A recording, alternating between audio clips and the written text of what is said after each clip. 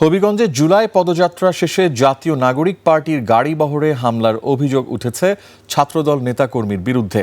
এই ঘটনায় এনসিপির উত্তরাঞ্চলের মুখ্য সংগঠক সার্জিস আলম এবং মুখ্য সমন্বয়ক মোহাম্মদ নাসির উদ্দিন পাটোয়ারি সহ এনসিপির বেশ কয়েকজন নেতাকর্মী আহত হয়েছেন। পরে পুলিশ ঘটনাস্থলে পৌঁছে পরিস্থিতি নিয়ন্ত্রণে আনে এবং নিরাপত্তা দিয়ে তাদের সার্কিট হাউসে নিয়ে যায়। এই ঘটনায় এখনও উত্তপ্ত পুরো এলাকা। হবিগঞ্জ প্রতিনিধি সৈয়দ এখলাসুর খোকনের তথ্য ও ভিডিওতে আরও জানাচ্ছেন Upama Roy. Lily whipped shea mystic glowing body wash, secret to ultimate glow. শহরের স্টাফ কোয়ার্টার এলাকায় ছাত্রদলের নেতাকর্মীদের বিরুদ্ধে হামলা চালানোর অভিযোগ উঠেছে। এ সময় দুপক্ষের মধ্যে ধাওয়া পাল্টা ধাওয়া ও ইটপাটকেল নিক্ষেপের ঘটনা ঘটে। ভাঙচুর করা হয় বেশ কয়েকটি গাড়ি। এতে প্রায় ২০ জন আহত হন।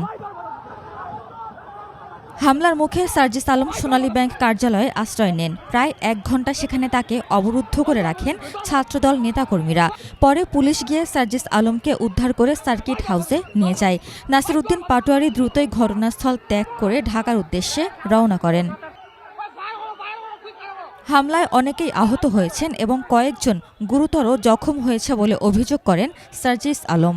ছাত্রদল, যুবদল, বিএনপির যারা সন্ত্রাসী তারা কিভাবে আক্রমণ করছে, আমাদের মিডিয়ার গাড়িকে নাসির উদ্দিন পাটোয়ারির গাড়ি ভেঙে চুরে শেষ করে দিচ্ছে, ভিতরে পায় নাই। পরে আমি যে গাড়িতে ছিলাম, নাসির ভাই যে গাড়িতে ছিল, ওই গাড়িতে তারা রড নিয়ে গাড়ির উপরে উঠে পর্যন্ত গ্লাসে মারছে। তবে এই ঘটনায় ছাত্রদলের জড়িত থাকার বিষয়টি অস্বীকার করেন হবিগঞ্জ ছাত্রদল সভাপতি। উস্কানিমূলক ঘটনার বক্তব্যের প্রেক্ষিতে ছাত্র জনতাই তাদের জবাব দিয়েছে। এটার সাথে আমাদের বাংলাদেশ জাতীয়তাবাদী ছাত্রদল সহ কোনো অঙ্গ সংগঠন জড়িত নয়। হামলার সঙ্গে জড়িত ব্যক্তি, তাদের মদতদাতা এবং দায়িত্ব পালনে ব্যর্থ সংশ্লিষ্টদের দ্রুতই আইনের আওতায় এনে জবাবদিহির মুখোমুখি করার দাবি জানিয়েছেন এনসিপির নেতারা। উপমা রায়, ডেস্ক রিপোর্ট, ২১ টেলিভিশন।